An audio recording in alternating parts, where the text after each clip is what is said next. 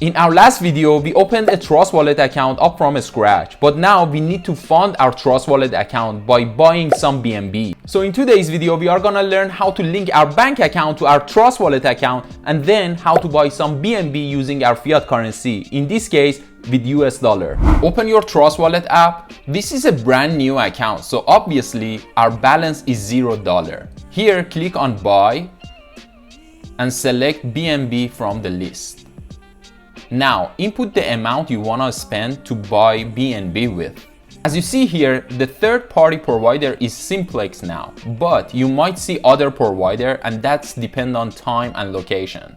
Anyway, let's spend $200 here. Go to the next step where you need to provide your credit card details, which of course you're not gonna see mine. After that, they are gonna ask you to upload your identity documents. Confirm this and you go through the buying process. My payment is being authorized. And now we can return to our Trust Wallet.